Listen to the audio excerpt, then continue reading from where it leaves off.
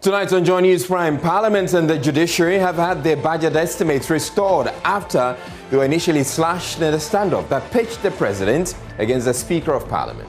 I will acknowledge these letters and convey our gratitude to His Excellency the President for ceding to a request to do the rightful thing and for conceding and accepting it, not just for Parliament, but also for the judiciary. Safaran children rejected by Achimota School because of their dreadlocks received multiple offers from other schools with full scholarships. The issue was not just a matter of giving them an alternative, but you also need to look at supporting them cost-wise. That's why we're reaching out so that we can give them that offer. So that the offers come even as two other siblings of one of the boys at the heart of the controversy are asked to also cut their hair or be expelled. In the evening, they brought a report that the Old Students Association wants me to come so that we talk about their hair. Students of Ghana Institute of Journalism protest the deferment directive for those who missed a deadline for fee payment and registration. And you are telling me to defer the whole course again? Really?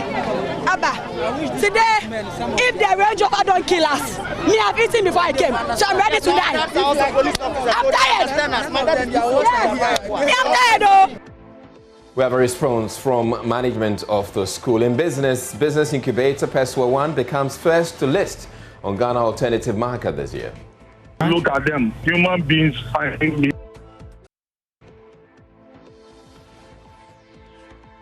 Sorry for that mix-up, but my name is Israel, and Joy News Prime is coming to you live from our Fanafa studios at Kokomlembe here in Accra on your digital terrestrial TV, because we're free to air, and also on DSTV channel 421 and GoTV channel 144. This is a home of independent, fearless, credible, and impactful journalism. Do stay tuned.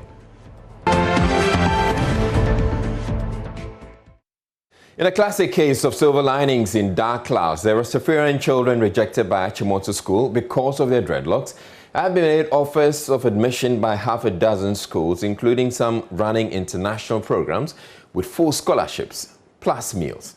This is coming at a time when the two sisters of one of the boys who were admitted by St. John's Grammar were also asked to cut their hair following the controversy.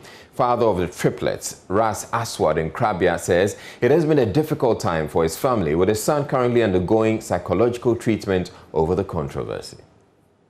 Yes, they have that right in terms of be able to regulate, yes, but not in terms of interrupting the child education, not above the child's education.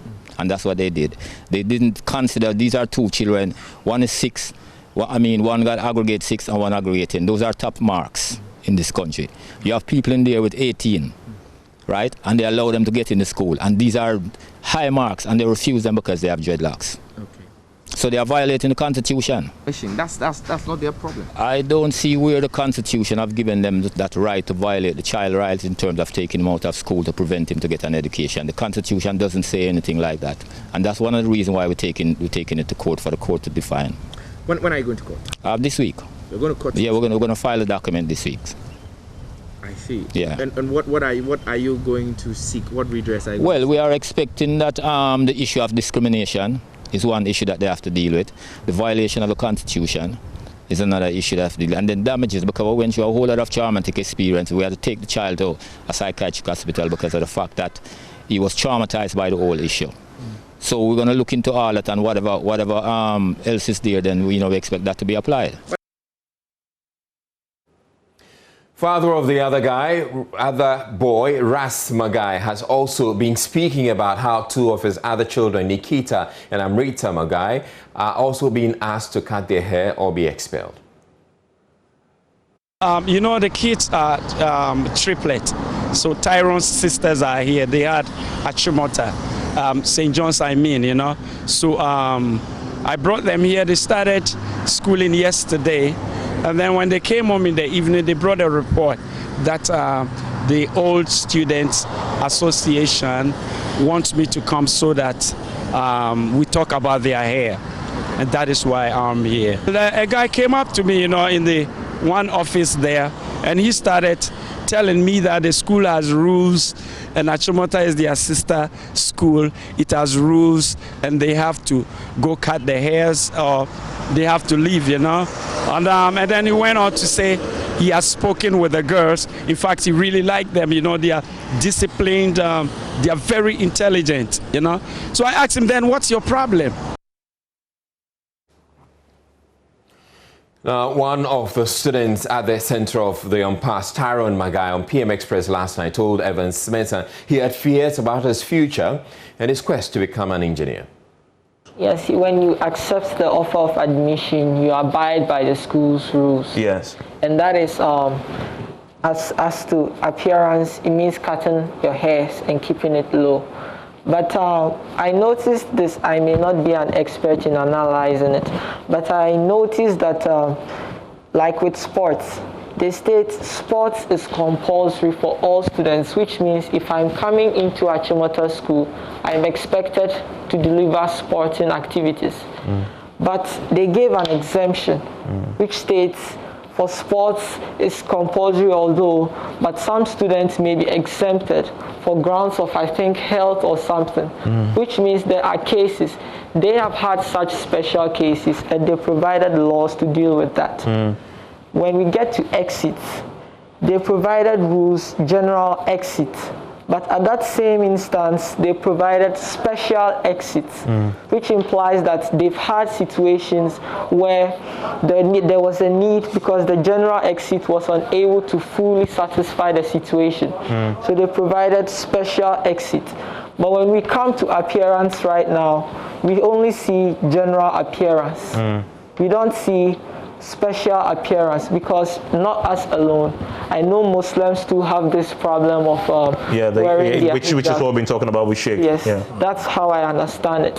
And I believe Ghana isn't a nation where there's only one religion. We have multiple religions, even though some are much more significant. So I think there should be an analyzing moment where we can actually distinguish between harmless consideration and harmful considerations. Because I remember he said there are 4,000 students in Achimota school and just 130 students. So he was saying if I particularly am admitted, other students will also come and tell you that my culture, I don't bath in the morning. That particularly, they may say it's their culture, but it's a harmful situation if we are to consider bathing. Who walks around bathing? I'm not taking a bath. That is how I also noticed. And like walking around barefooted. That one is a harmful consideration. But with the hair particularly, we've been through education already. Not like we just came out of nowhere and we are like, we've qualified to second. We've been to first cycle school, which was the JHS. Yes. So right now, Ghana is a country where there are so many religions. So for this situation to properly be handled, I think there's a time where we need to carefully analyze harmful situations and considerations and harmless ones and make proper limitations as to everything. Let me ask you, what were you going to study? General science. General science. General science, okay. And what was your ambition? What do you want to be in the future? An engineer. You wanted to be an engineer? Yes, what aspect of engineering? Sound engineering. Okay. Yeah, and engineering significantly related to electronics. Electronics, yes, okay. Do you have all the fear that all this might affect that dream? Well, I think so. It might? Yeah. You fear that it might? Yeah, I think, it does. Okay. It does. Because to pursue such an education, you will need tertiary education. And to qualify into tertiary education, you need the second cycle education. So if you don't Well, Tyrone shouldn't entertain those fears anymore, considering he should be spoiled for choice with the offers at his disposal. One of the international schools offering him admission would not want its name published yet, but has been speaking about the offer. We believe that every student should not be denied education. We also believe that, yes, Students need to learn to obey rules, but those rules shouldn't in any way deny students the opportunity to education. It's a basic right for kids. Well, our own rules allow us to permit students that are Rastafarians, perhaps who have dreadlock. Okay, so we felt that why not give them the opportunity? But we have to discuss also the cost that's going to be, because we're very much aware that for students that are enrolling in the free ASHS, they may not be able to afford international education. So it's not just a matter of giving them an alternative, but you also need to look at supporting them cost-wise. That's why we're reaching out so that we can give them that offer so that the education wouldn't be curtailed at that age. We learned one of them performed marvelously well in their BCE, and yet they find it difficult to get a school to enroll and continue education. And I believe that's a bit unfortunate.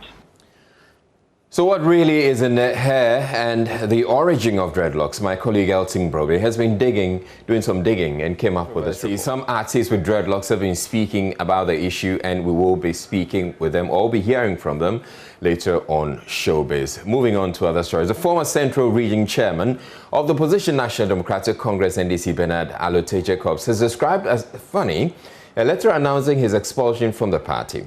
According to him, he had already resigned from the NDC and so wasn't expecting an expulsion letter. The letter signed by General Secretary Johnson ASIEDU NKETIA states that Mr. ALLOTEY Jacobs was dismissed for exhibiting anti-party behavior. But the former regional chairman tells Joy News the letter is of no effect. According to a statement, the party leadership decided to expel the former Central Regional Chairman, Bernard ALLOTEY Jacobs, over what they describe as misconduct and anti-party behavior. Mr. Jacobs was last year suspended from the party over his consistent anti-party conduct. The General Secretary of the NDC indicated that the committee's report found Mr. Jacobs guilty of allegations of misconduct, anti-party conduct, and recommended, among other things, his immediate expulsion from the party. But he denies these allegations of misconduct. And if they have given me 1%, I will give it back. I will give it back to them. The charge is that you have been found guilty of misconduct. You accept that charge? Look at them. Human beings finding me guilty. Human beings, just ordinary human beings finding me guilty. The statement added that the Functional Executive Committee has unanimously adopted the report and accepts fully its recommendation for his expulsion from the party. But Mr. Jacobs said he has expelled himself from the party long before the party's announcement. I've already announced to the whole world that I'm no longer an NDC member. Then they come with that letter just to appease their full socialists. Well, that's up to them. I have left the party. On his political future, the former Central Regional Chairman says he's throwing his support behind President Akufo-Addo and Vice President Dr. Mahamudu Bawumia over their vision for the country. I say I will not join any political party, but I will support Akufo-Addo and Bawumia because of their leadership quality.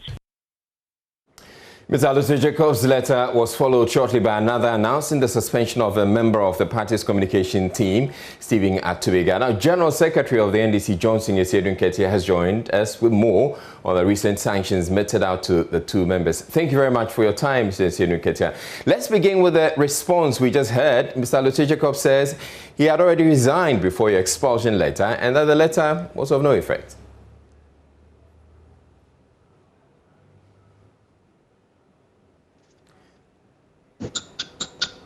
Hello, Mr. ASIEDU NKETIA, if you could hear me. Hello, I can hear you. All right, great. So what's your response? There was a break in the communication, so I don't know what I'm supposed to respond to. All right, so I'm saying that we begin with a response from Mr. ALLOTEY Jacobs. He says he had already resigned before your expulsion letter and that the letter was of no effect. No, I want this whole business of referral of Mr. ALLOTEY Jacobs to the disciplinary committee began more than 3 months ago. And he had appeared before the committee, and the committee had submitted the report to us recommending his expulsion. And we were waiting for a meeting to be held to approve that report. All right. before I could write to him. So maybe word leaked to him that he has been recommended for expulsion. So he thought he was being smart by, preempting the outcome of the investigation. By his announcement on radio does not stall the processes that had been initiated more than 3 months ago. So we had to conclude the processes by formally communicating to him the outcome of the investigation. What would make the party readmit him should he want to come back? As things stand now, our party constitution has no provision for readmission, but we have provision for people joining afresh. So if he wants to come back, he will be taken as if he's now applying from outside to join the party. And then the necessary processes that he needs to pass through will be applied. But the difference between that and readmission is that I understand readmission to mean that he will come back and resume all his accumulated membership rights. But if you are joining the party afresh, you are now beginning a new journey with the party. So your tenure begins counting from the day you obtain membership. All right. Now, what is prescribed as or described as anti-party behavior in the case of ALLOTEY Jacobs? Well, there are certain pronouncements and activities that constitute anti-party behavior, and that was the whole subject of the investigation. He has been given opportunity to present his case, and then the committee of 3 members have heard him and have drawn conclusions and made recommendations to us. The whole report is attached to the letter written to him. I'm not having a letter now. As you could see, I'm driving.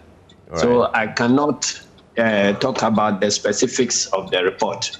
All right. Now, the Functional Executive Committee has also suspended a member of the party's communication team, Stephen Atubiga. Are we to expect more of such sanctions and suspensions and expulsions? No, what it means is that the party has identified the growing indiscipline within its ranks, and we have decided to, enforce discipline. And so, as far as our disciplinary procedures are concerned, our laws don't discriminate amongst members, however high or low you may find yourself. And those who have followed NDC will realize that we have had occasion to sanction people as high as the General Secretary, Deputy General Secretary, and the likes. Much the same way that we have had occasion to sanction people below that level. All right. So whoever offends the laws would be dealt with according to the Constitution. All right. There's also this group within the NDC calling itself Cadres for Accountable Leadership, which wants leadership of NDC, among other demands, to produce collated figures or pink sheets of the 2020 elections. How do you respond to their demands? There is no such group in NDC, so it's made up of some people who have put themselves together to create mischief. The NDC does not recognize any group like Cadres for Accountable, whatever. So I'm unable to respond to whatever effusions they have given out. But at least you know them. You're aware of them. I don't know them. None of them is a member of NDC, and we don't know them. Is it likely they'll be sanctioned if it's found out that they actually members? Say that they are not members of NDC, so we cannot be sanctioning people who are operating outside the party. That is why we don't want to give any dignity to whatever pronouncements that are coming from them, because they are not under our party constitution, and there is nothing we can do about them. They are citizens of Ghana, and if they choose that as outsiders of NDC, they are better placed to call for some accountability or the production of some information within NDC. It is their business and not ours. What is the status of Koku Anyidoho in the party now?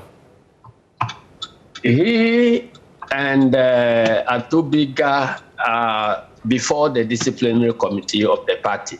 We have concluded the processes as far as ALLOTEY Jacob is concerned, but we are yet to receive any report from the committee regarding Koku Anyidoho's case. So immediately we receive the report, leadership will decide and get back and inform the general public about the outcomes. And finally, before you go, there was the NDC had indicated that it was going to, after the Supreme Court ruling on the election petition, it was coming out eventually. Is there a position that has been taken regarding probably a review?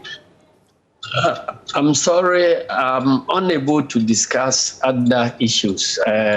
You realize that for some time now, I've not been in the press. It is for a good reason, but because I have had to issue a statement signed by my good self, it would have been unethical to decline an invitation for interview to expatiate on what I have signed to. All right. So maybe we can leave the conversation here. I'm still not dead. When I get back to the media, we can continue with all manner of interviews. All right. Thank you very much, General Secretary of the NDC, Johnson ASIEDU NKETIA.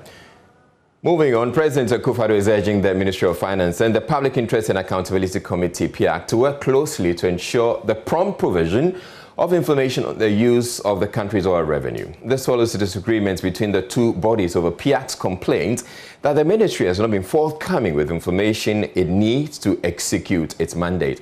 This has often led to accusations that the ministry has failed to fully account for revenue.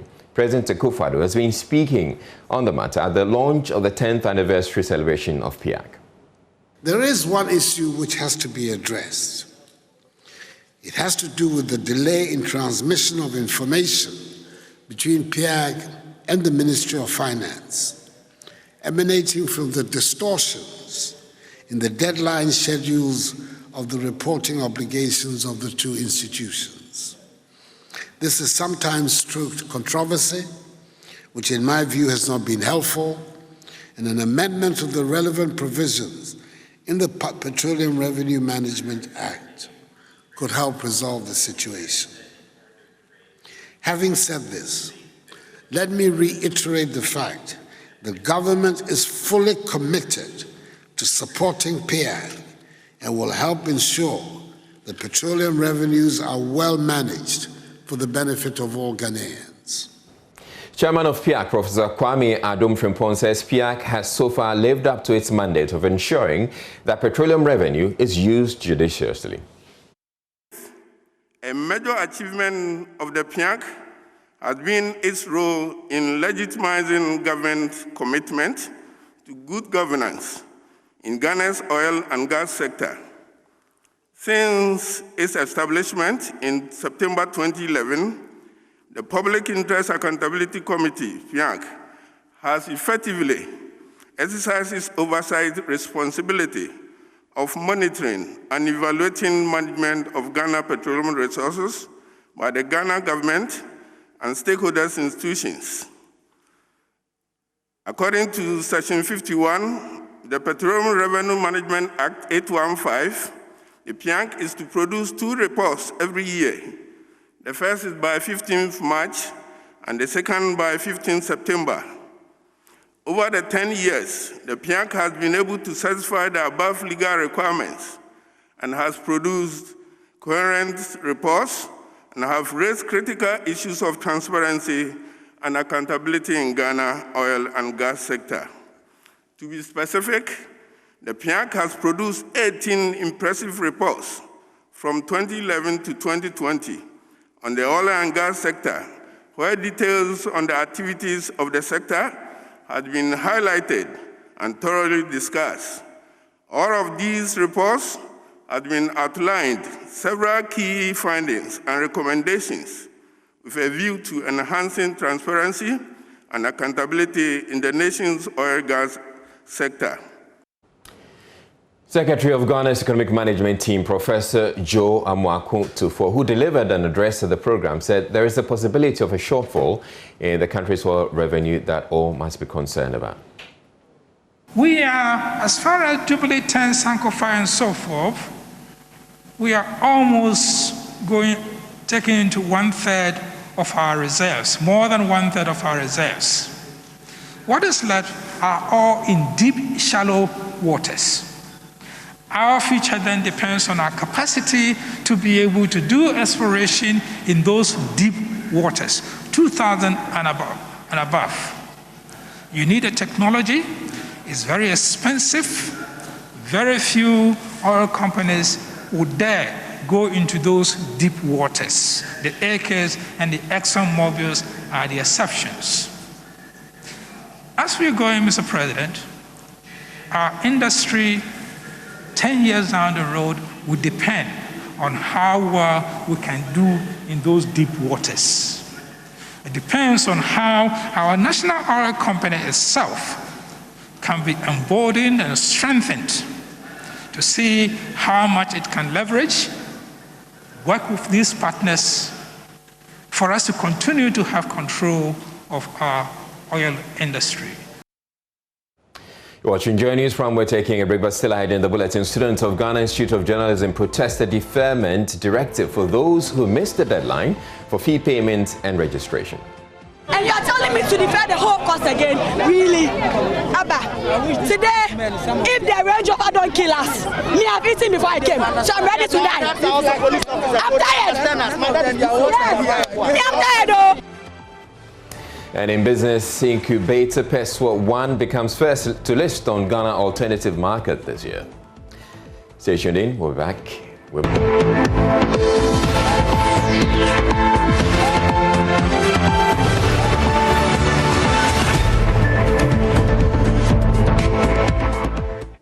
It's now time for business. My name is Charles Aiche. President Akufo-Addo has appealed to the Finance Ministry and the Public Interest Accountability Committee to revive their quarterly meetings, which has been on hold for some time now, and dialogue for better management of petroleum resources and revenue.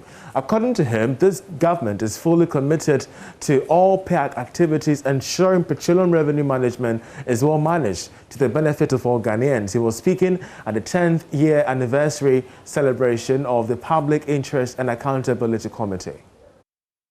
The budgetary allocations of PEAC have been released to enable it to undertake its activity.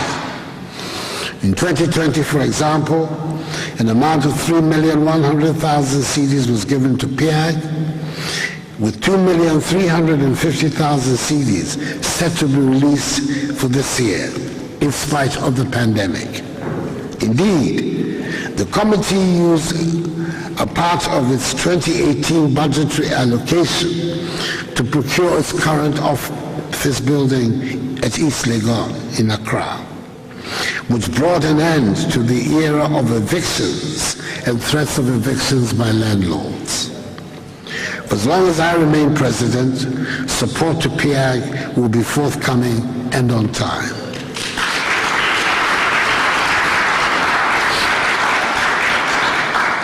I will, in conclusion, urge the Ministry of Finance and PEAC to rekindle the holding of their quarterly meetings to ensure that issues of mutual interest and concern are addressed through dialogue.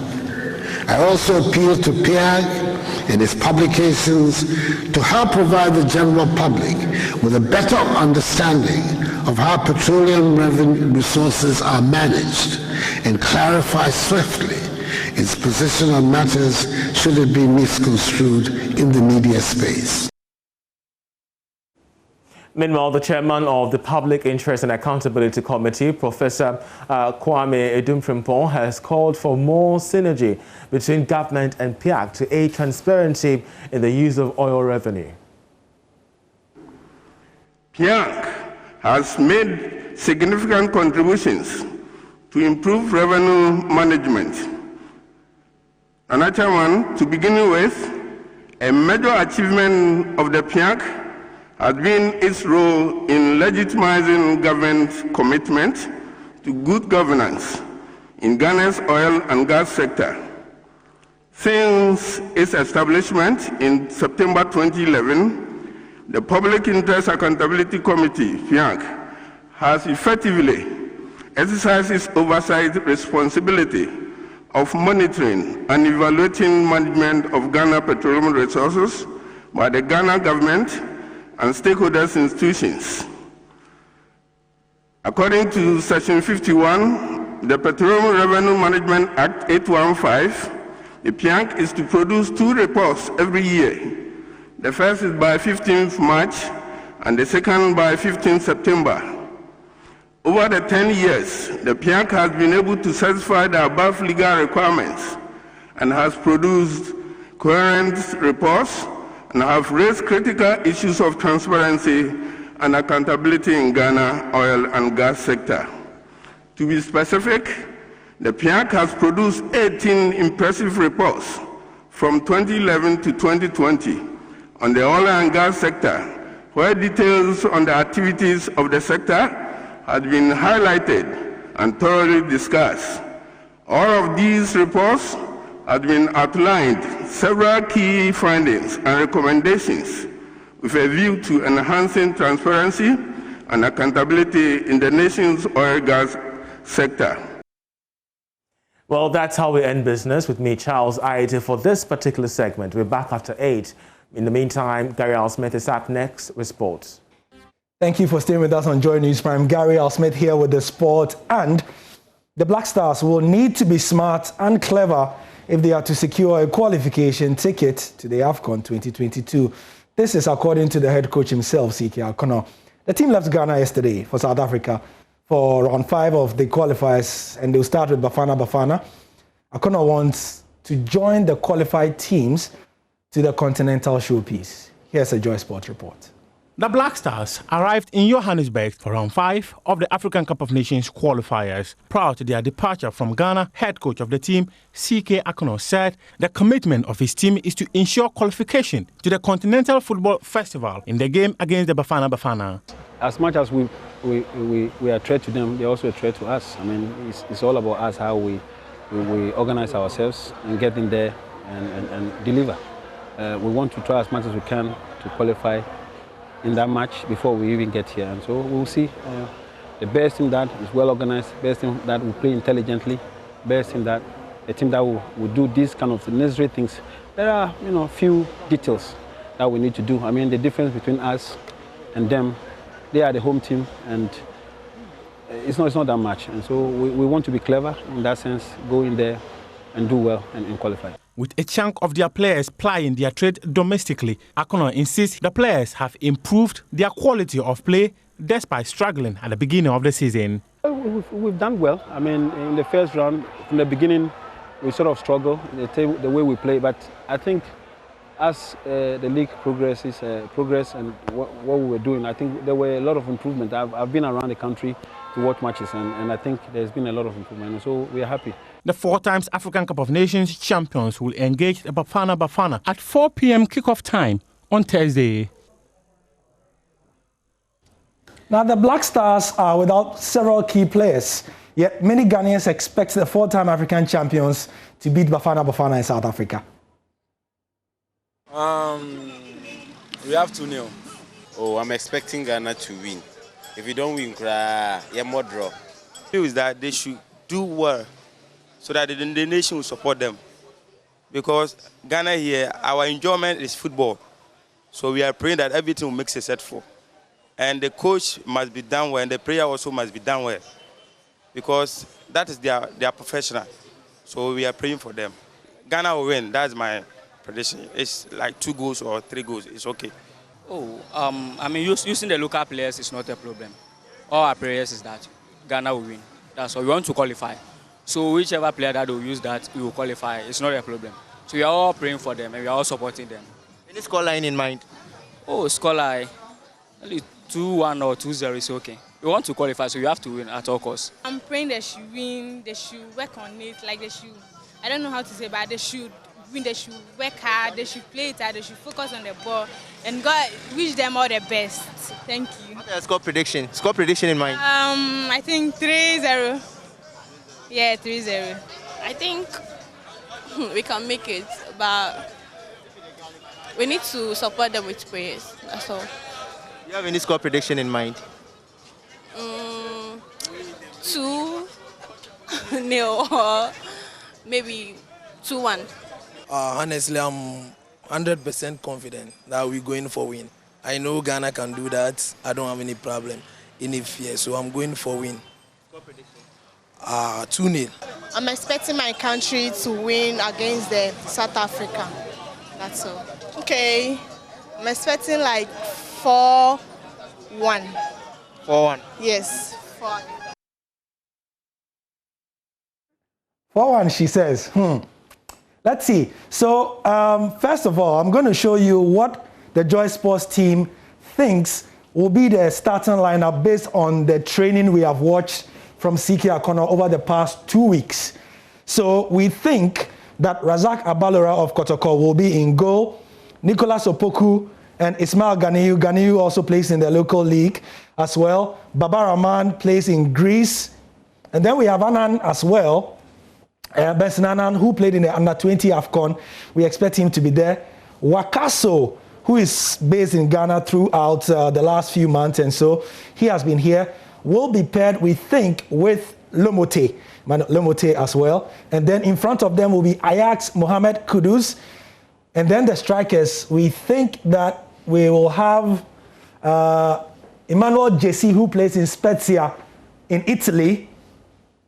Kwame Poku of Asante Kotoko, who has now moved, he has just moved from Asante Kotoko to North Africa,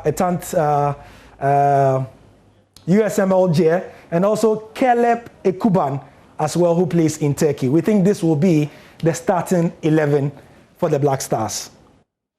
So, if the Black Stars are to qualify for the African Cup, they will join these countries who have qualified today. Just about 2 hours ago, Burkina Faso sealed a berth. Guinea also got a ticket just today, joining Cameroon, the host nation, Mali, Algeria, Senegal, and Tunisia, who had already qualified before today. So far, 6 nations qualified in addition to the host nation, Cameroon. So that's the AFCON story. The game will be at 4 p.m. tomorrow. It will be live on Joy 99.7 FM radio commentary. I'm Gary Al Smith, and that's the sport for now. I'll be back on the other side to tell you about more.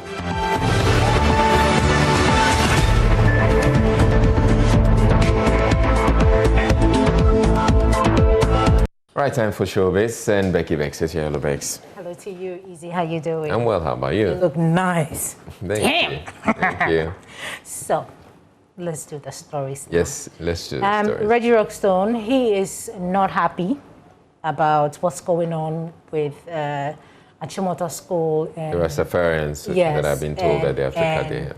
And he's saying that, he went to Achimota School. Yeah, he's an Accra. Yeah, so he says, well, until something is fixed or Achimota School comes out to say something better, he's officially not part of, he doesn't want to be part of Achimota School. Yeah, man, my whole family, got locks, and there's a lot of stuff being written that I find so offensive. But you know what? I'm glad the argument came up. I'm glad that the conversation came up, and you're gonna learn. There's so much to learn. Anyway, for now, I am putting an embargo on Motown, even though I went to the school. I'm not down with Motown right now until we get some stuff right. I'm Pan-African. It's not flying with me. I've been supportive of my school. I'm an Accra. We throw parties at my place, everything. A proud one. But right now, nah. There's one article that I read that really, really offended me. I won't repeat it, but yes, it's something to do with, they allow the Caucasians to keep their hair long, because when they keep their hair short, they look ugly, and we are Negro. Listen. Reggie Rockstone there. Let's stay on music because he's a musician and talk about the Labadi Beach Hotel. But he's not the only one who's reacted to Samini this. tweeted, Samini also, Stoneboy also when GAS came to say that, allow the child to go back to school, he was excited. So a lot of people are not, very... All right. You had, some small rastas. Mine wasn't dread. Well, you were trying to. I don't know why you took it off. I'm not taking off anything. I just cropped the hair a little lower. Okay. But, before we go, Labadi Beach Hotel, they believe that music forms part of tourism, like a very important part of tourism. So they're doing their best to support music. And so they are entreating everybody else to do the same. Music is such an important and such a strong medium that it has been long, in my opinion, overlooked in Ghana. That's something that now that hopefully things will ease a little bit and the jabs going to the arm and what have you, and the confidence returns, that we can start again. That's most certainly the idea with the music. So we will be definitely trailblazers at Labadi Beach Hotel to make sure that music is an integral part of tourism. I don't mean to put you on the spot, but... You always do, Gifty, that's okay. Which of the Ghanaian artists would you say is a big deal, or would you say is on the list for Labadi Beach Hotel when it comes... This gentleman would be very upset if I don't mention him by name, but Stoneboy is also an honorary ambassador of Labadi Beach Hotel, and he was part of the bill that we that launched his last solo tour. Stoneboy is one of those guys who is simply larger than life, both in name and stature, and that's... Well, that was the managing director for Labadi Beach Hotel. But at the same events, there was Adansi Travels as well, and they are having a collaboration with Links Entertainment to sell Ghanaian music outside the country, and they spoke to us. Right, Gideon Asari. He's the managing director for Adansi Travels.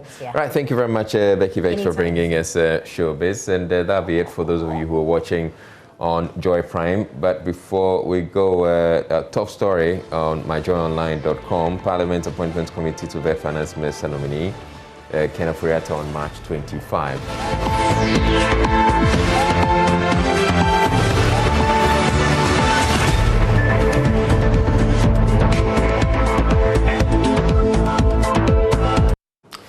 President Akufo-Addo has reviewed upwards the budgetary allocation for Parliament and the judiciary contained in the 2021 budget.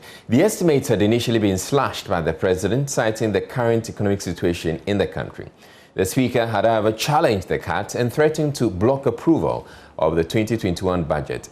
The estimates presented by the judiciary had been slashed by 77 million cedis, while that of the legislature had been reduced by 119 million cedis.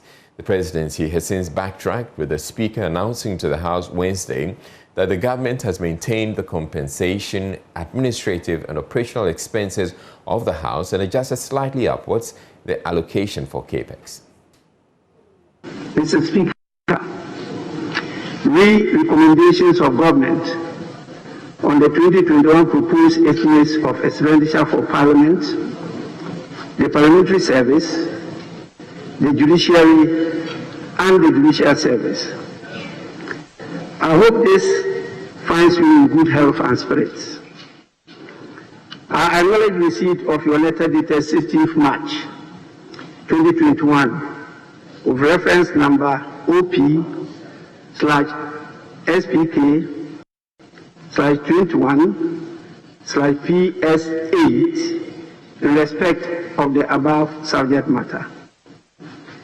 I have taken due note of his concerns on the provisions, particularly Articles 127 and 179 of the Constitution, and Section 15A of the Parliamentary Service Act 1993, Act 460. I agree with your position that proceeding to reduce the budget without consideration of these provisions would be potentially unlawful. The letters to Parliament in respect of the budget estimates for Parliament, the Parliamentary Service, the Judiciary, and the Judicial Service were dispatched by the Secretary to the President under the mistaken belief that the figures contained therein were agreed between Parliament and the Minister of Finance and the Judiciary and the Minister of Finance, respectively. I am aware that since your letter, there have been discussions and agreement on the recommendation that the government may make on the estimates of Parliament, the Parliamentary Service, the Judiciary, and the Judicial Service. Government's recommendations have been submitted to Parliament in accordance with Article 1795 of the Constitution and Section 15A of the Parliamentary Service Act 1993, Act 460. I extend my gratitude to you for your understanding and cooperation in this matter. Yours sincerely, Nana Adodankwa Akufo-Addo. And as I stated earlier, it is to the Right Honourable Speaker of Parliament, Parliament House, Accra.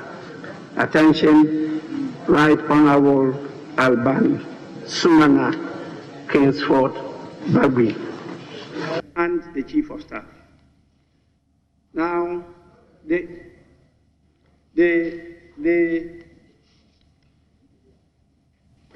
not the Minister of Finance, no. We are dealing with arms of government.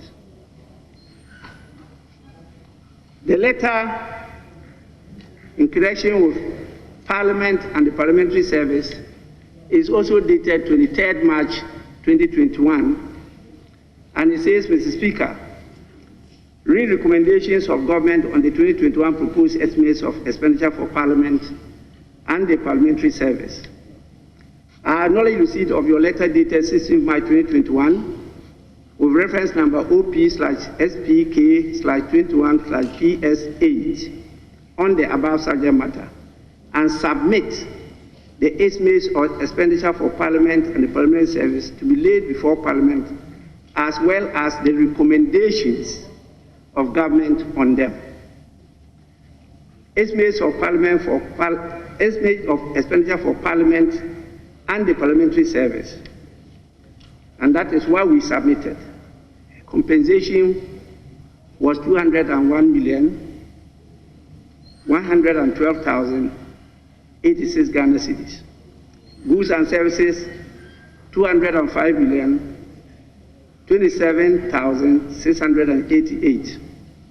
Administrative and operational expenses, 406,139,774. Capex, 177,346,911. So grand total is 583,486,685. Recommendations of government on estimates of expenditure for Parliament and the Parliamentary Service. In view of the reduced fiscal space in the national budget as a result of statutory and debt service obligations, government cannot accommodate the request by Parliament. The Speaker of Parliament asked the Special Budget Committee to consider the new estimates in its consideration of the 2021 budget. Now, the use of taxis and motorbikes in transporting critically ill patients to hospitals is a common feature at Isiwa in the Bosomo-Freho district of the Ashanti region, even though a new ambulance allocated to the district has been parked by the local assembly. Residents say the failure to put the ambulance to use is causing needless deaths. There's more in this report. The Bosomo-Freho district benefited from the government's distribution of ambulances 2 years ago, but the ambulance is yet to be put to use. Residents say the use of the ambulance could have helped save preventable diseases. Anytime there's an emergency, we find it difficult conveying the sick to the hospital unless you find a taxi. Often the person dies as a result because the ambulance is left idle. If the ambulance has no use, they should return it.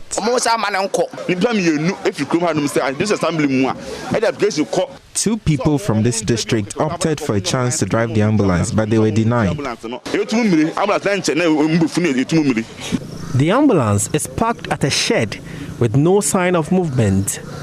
The services of motor riders are often sought in transporting patients to and from adjoining health facilities. We find it difficult conveying the sick to the hospital. It is best if the ambulance conveys sick people, especially when they may be unconscious. Taxi drivers who also offer services say most patients fail to pay them after transporting them to the hospitals. They had hoped the ambulance service would have brought relief to their humanitarian services. I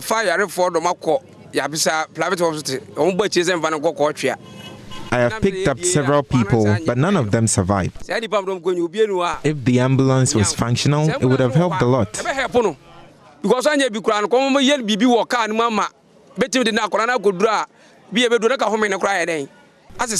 District Chief Executive for Bosome Freon, Yao Danso, says the assembly is looking up to the National Ambulance Service to get them a driver to man the ambulance. We have spoken to the regional director in charge. As a DC, I do not have the power to hire personnel to drive the ambulance. Ashanti Regional Administrative Manager of the National Ambulance Service, Somik Dut Milon, says there is ongoing training to fill the gap. People think that normally any other person can drive the ambulance. No, that's not the case. We don't have ambulance drivers. We have people who are trained as emergency medical technicians who are supposed to man these ambulances for us. So as we talk now, some are still in training. I know very soon the gap will be closed and we will not have much issues as we have now. Prince Apia reporting. There's a major standoff between students on one hand and management of the Ghana Institute of Journalism over a deferment directive to students who missed the deadline for fee payment and registration. Scores of the students besieged the school premises in a near clash with the police, demanding a revocation of the directive. They argue the school failed to notify them about the decision to get them defer their course, describing it as unfair. We'll hear from management of the school in a bit, which says the decision is to help the students keep their studentship. But first, my colleague Manuel Coranting was at the school, and here's his report. And so the students of the Ghana Institute of Journalism are currently blocking the entrance to the premises of the school. Well, they are here in protest of a directive from the management of the institution, essentially asking that students who had missed the deadline for registration to defer their courses. Well, the university, if you like, the institution works with a protocol that students would have to pay their fees, register for their courses, so they are able to sit for exams. This time around, some of the students missed that deadline and so were unable to register in time. That is what has brought us here after the management asked that if they were not able to register and get their courses online, then they must defer. And so a lot of them seem really agitated. We'll get a bit close and speak to some of them. Right after they brought their petition to management came up with a communique that students who actually delayed in paying their school fees should defer for a year. It is totally bad. It is inhuman. You need to come out and speak with us. We've been here. They are inside. They are scared of coming out to meet with the student body. What are you hiding? Why are you afraid? You went to that meeting with no student board involved in that meeting. You went in there, decided on what you want to do. You came out to tell us, go home for a year. Go home and do what? Aside this increment of fees, online problems and resource challenges that students are facing, we don't want management to address all those issues and to stop all the measures that, even looking at the recent measures that management came to introduce. They are saying that students should defer without informing students that this is the consequences of you paying your fees late.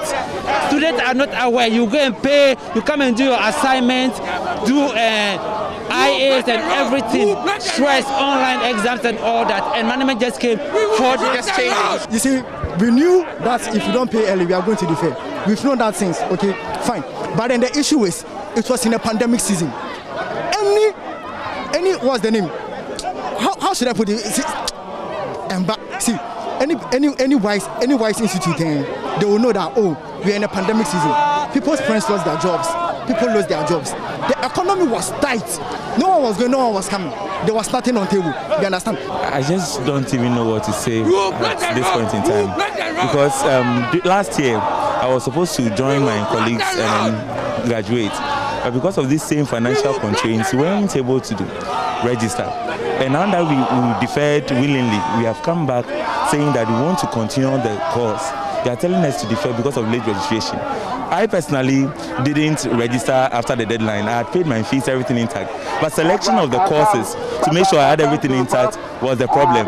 And here, communication is very bad.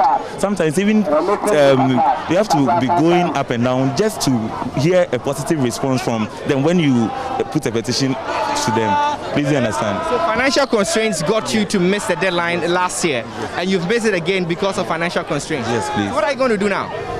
Right now, I don't know, but I wish they would open a portal for us to register and then continue, because it's very painful. Other than that, our dreams will be shattered. So he's making the point that their dreams may be shattered if this particular directive is allowed to hold. But he's not alone. There are a couple others just like him who missed the deadline years ago and have missed it again, giving you a picture of the sort of financial constraints that some of the students go through to be able to, pay their fees. What's your name? Matilda Belinda. Talk to me. How did you miss your first deadline? Yeah, it was because of financial problems. We couldn't afford to pay our fees because our parents wasn't able to fend for all of us. And then we go through all these things and all we get is another deferral again. We don't want to defer again. That is why we are here. But there are two successive reviews. You could have taken advantage of that, no? Come again. There were 2 successive reviews in deadlines. You could have taken advantage of them. Well, yeah, we did that. They gave us a deadline. We did it. But then registering was a problem because there was other courses that had to crash. Because we didn't come on time, we weren't able to choose our groups well. And that was something that affected us. Do you get it? So it wasn't our fault that we delayed in our registration. We were able to register like 1 or 2 courses. Then the 3rd, 4th, 5th said we couldn't register. It's not your fault. It wasn't my fault. That's what they are alleging, that it's not their fault, but they're having to bear the brunt of the repercussions anyways. And that's the situation here from the Ghana Institute of Journalism. There's a meeting that's currently ongoing between some select leaders of the students and then the management of the school in the other premises of the school, which is at Jowlu. So we are monitoring that meeting also, and we'll bring you updates on what comes out of. Well, management of the management of the school has been defending its decision. In a statement it released a short while ago, Manuel Kranting joins me with details of that statement via Zoom. Manuel, what does the statement say? Also, Israel, the statement, which was released under the hand of the head of public relations at Ghana Institute of Journalism, goes to defend the position. It starts by saying that in preparation towards the reopening of schools, management circulated the calendar for the academic year, which detailed registration timelines for students. Now, the initial deadline for registration for continuing students as captured in the academic calendar was 26th December 2020. And now you want to take notice of the various reviews, successive reviews that were done after that particular deadline. And so management decided to extend the registration deadline to 8th January 2021. That's from 26th December to 8th January. And there was a second review from 8th January to 3rd February 2021.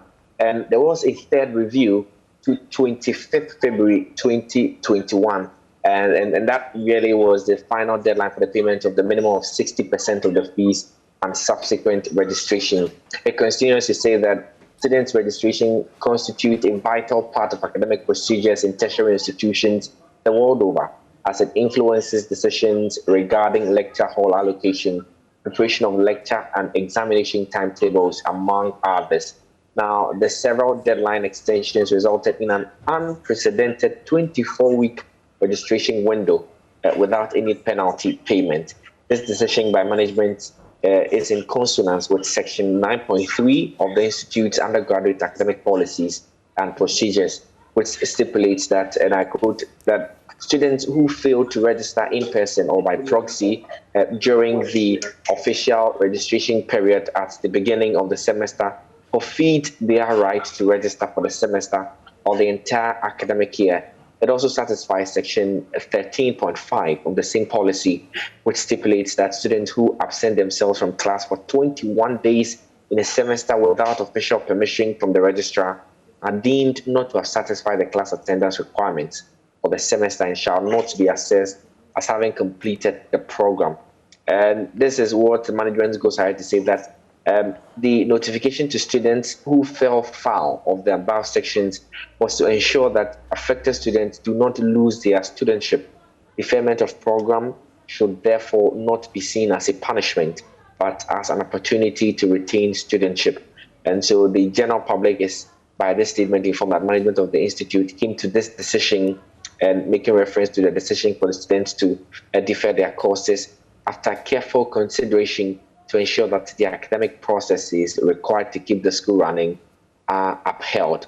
And it was released from the Public Affairs Unit of the Ghana Institute of Journalism. So they've been essentially explaining and defending the reason for this particular directive, which the students are opposing, describing it as unfair. Israel. All right, thank you very much, Emmanuel Kranting. Well, MP for Wilsa South, Dr. Clement Tapak, who is also on the Parliament Education Committee, has been solidarizing with the students. He wants the school's management to rescind this decision.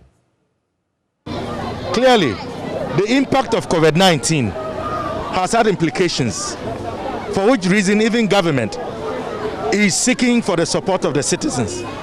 So if the students have paid their fees, and even if they had not paid, and were allowed to register, and have studied, prepared, willing, and have the right frame of mind to write their exams, for the management of the institution to tell them that they should defer, I don't think it is fair. I would say that they should be allowed to write their exams, and even when there are conditions that will mandate the authorities to hold students accountable for non-payment of fees, that can be done. The students are not going to run away. They will write. Some of them are continuing students. Some may be final year students. Even for the final year students, they will certainly come back to take their certificates. You can hold them accountable. But to say that they should not write their exams, I don't think it is fair at all. And I would want to implore management to revise its decision, because this is our future. The Electricity Company of Ghana is promising its customers in the Volta and Oti regions a stable power supply after shedding load for 5 days. This follows the completion of maintenance works on a transformer at the ASIEDU bulk supply unit by the Ghana Grid Company. The Volta Regional ECG Public Relations Officer, Benjamin Obeng Entry, indicated that his outfit is determined to deliver on its core mandate.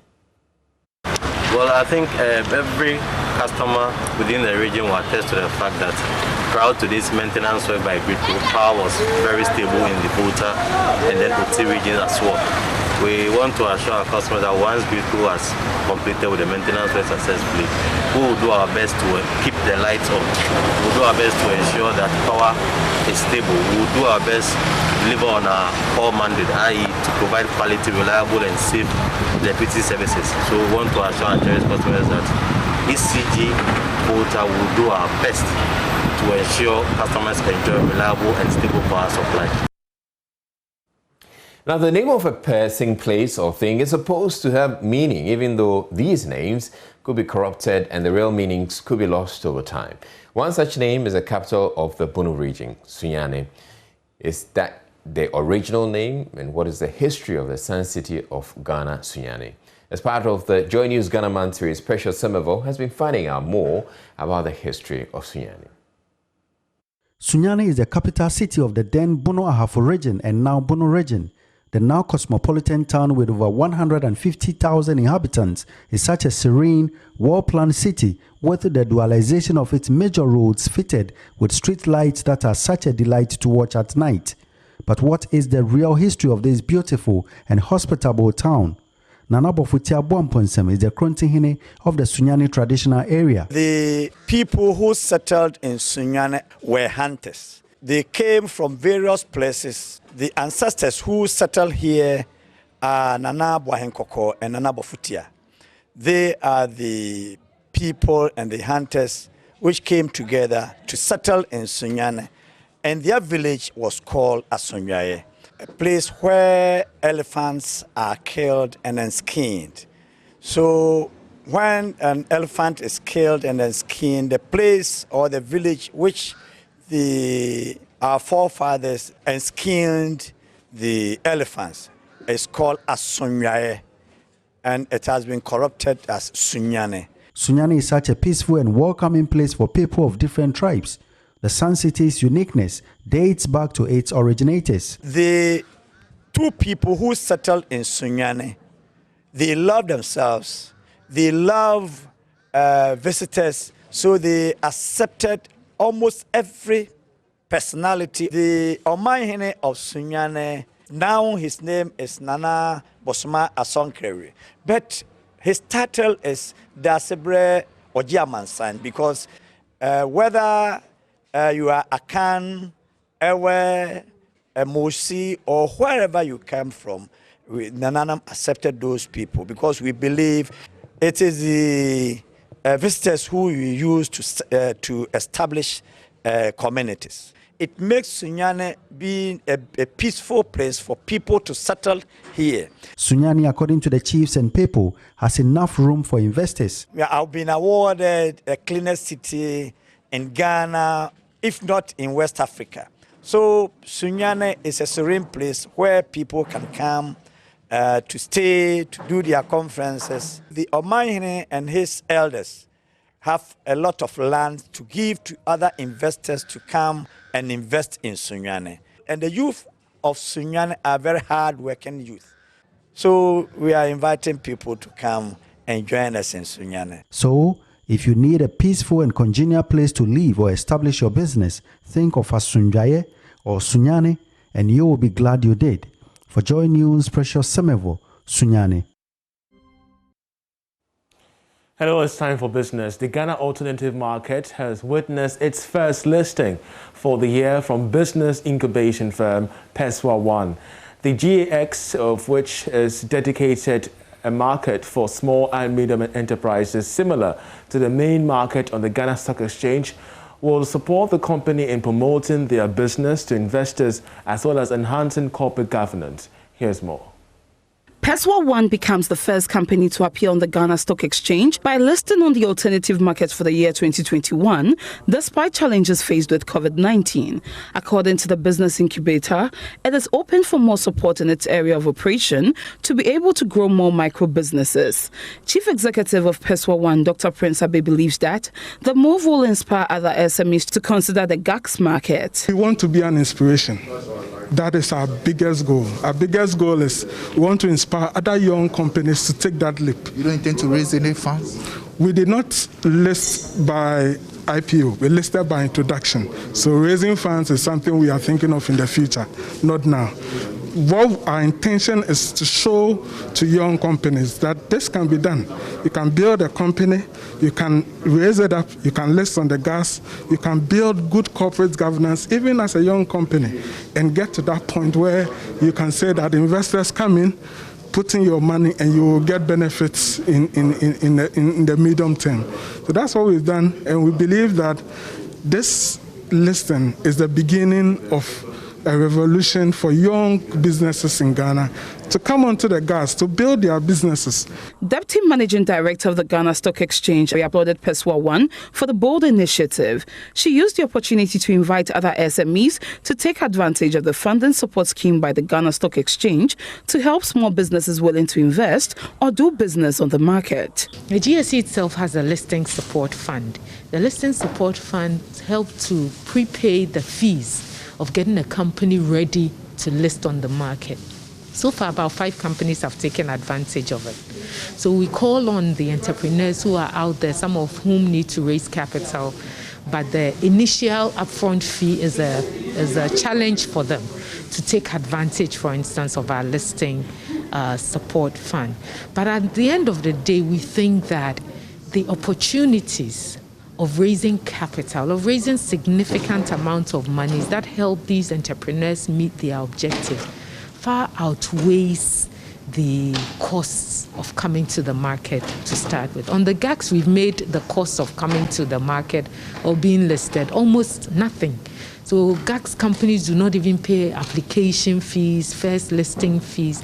They pay a small amount of for their annual listing fees. And even when they have struggles, we waive them. But I think it's important for them to commit so that they grow their businesses and meet their targets. PESWA 1 PLC is now the 6th small business to list on the Ghana alternative market.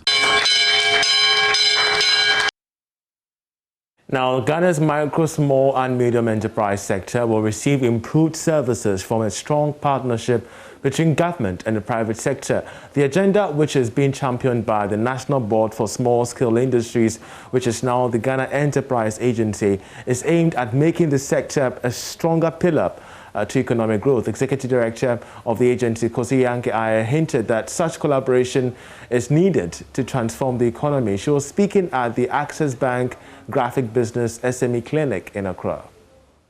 The world has changed. Data is key. And it's through technology that you can use this data to really analyze and boost your SMEs across the nation and then turn them into that engine of growth that we've talked about for many years.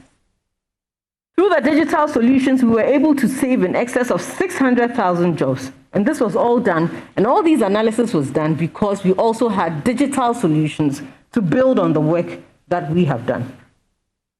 We cannot underestimate the work that we've done. And we can't underestimate the fact that to be able to boost this SME resilience, we need digital solutions. We did not end there with a technology platform. We realized that for our SMEs to be able to survive and work, we needed to collaborate and work with partners to provide them access to these digital solutions that would also build their businesses and support us in what we wanted to do, build the MSME's engine for growth for this nation. So through our partnership with the MasterCard Foundation, we've implemented so many other programs. Now, NBSSI is known for only giving access to finance. But our work really, the crux of our work, is business development support. And business development support today is hinged on digital solutions. Providing platforms where businesses can learn and build their businesses and build their capacity and that of their staff, that is where we're moving to. That builds resilience. Providing solutions through our MasterCard Foundation, yes, providing access to finance. Through our Nkosua Fund, previously our Domain and Idasua funds, more than ever before, to ensure that at the end of the day, the SME's resilience is boosted. We can't underestimate that. Most importantly is our partnership with GIZ quite recently, where we decided that, yes, people produce what's next. And the easiest and the best foundation to build that SME resilience is through a digital platform to be able to access markets they've never accessed before, locally, internationally, regionally. Now there's AFTAC, there's so many other programs. So in partnership with GIZ, we are piloting a program to digitize up to 500 growth-oriented SMEs in this nation. And in turn, hope that will turn into job creation.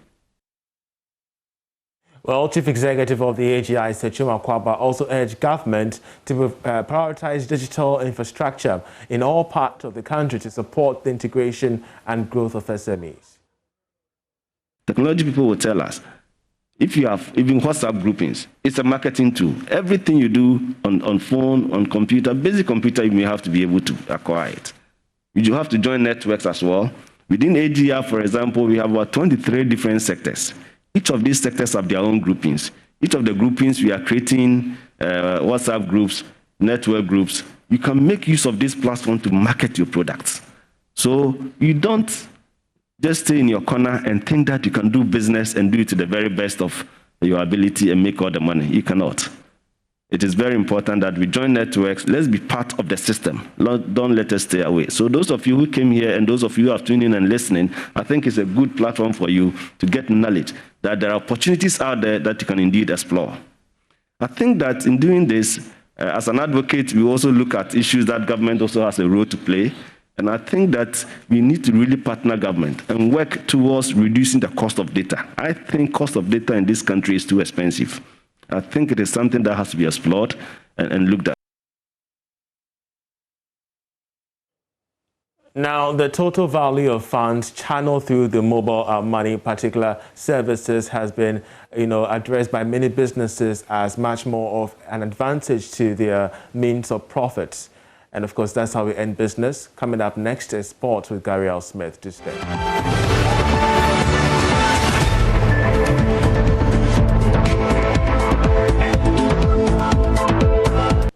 Gary L. Smith here with the second batch of the sports. Thank you for your time. The Black Stars are fine-tuning preps in Johannesburg ahead of tomorrow's AFCON qualifier against South Africa.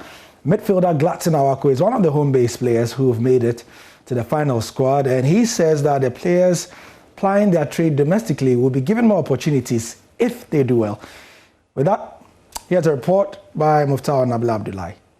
Gladson Awako is one of the players who have had a sensational season with Great Olympics, securing him a place in the senior national team. He says the opportunity handed to these players shows the level of quality in the Ghana Premier League. This tells us that the local guys here are doing well as well, and this should be a motivation to our other colleagues back home, that there are more rooms, there are opportunities. If they should keep working, they should keep playing well. I think the coaches, the managers will give them the opportunity to exhibit themselves. So it's a plus for us and those who are not here with us too. They should keep on praying, supporting us, and we know we'll come back with the victory. Awako is also confident that the team will have a good game against the Bafana on Thursday, for they have been training for almost a month. But so far, for almost about 4 weeks now, and I think we are getting to the final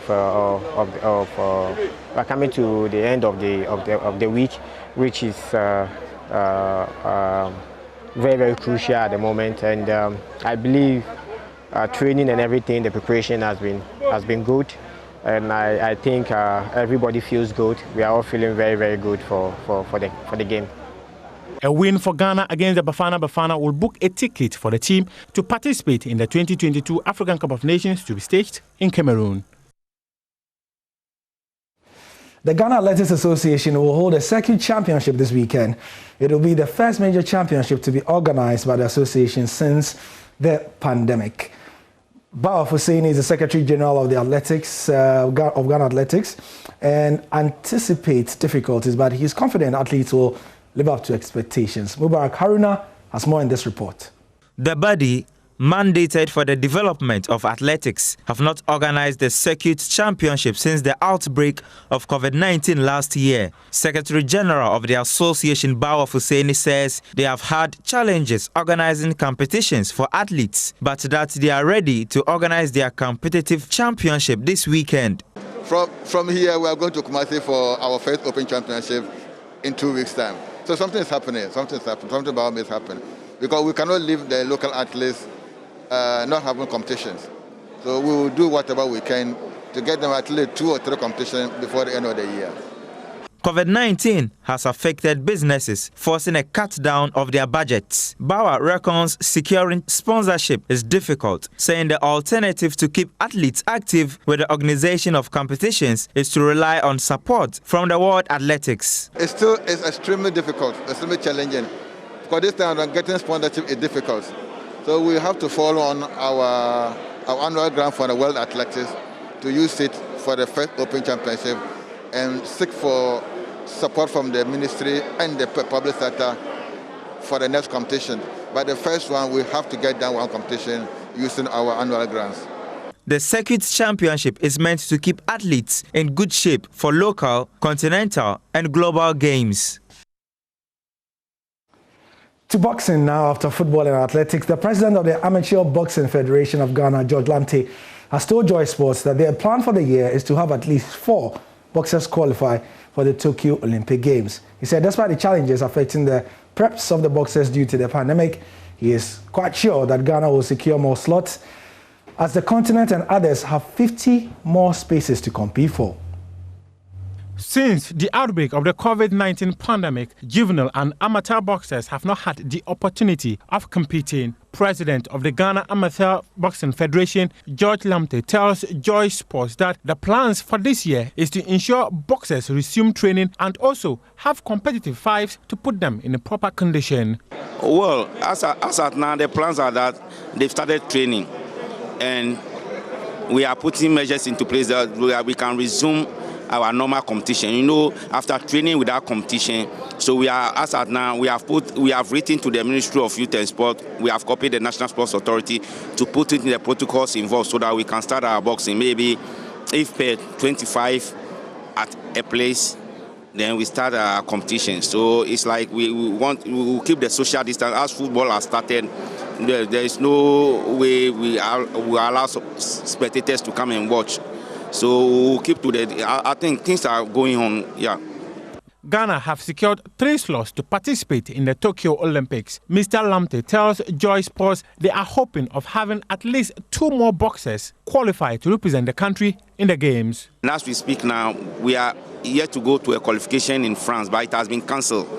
But the IOC has come out with the world ratings, so they will use the world ratings to qualify some for the boxers. We have 52 slots, which is left for Africa, Asia, Europe, and America. So in June, and per the rankings, Shaku is, I think, 10th in the world, 3rd in Africa. So automatically he can qualify to join us at the Olympic Games.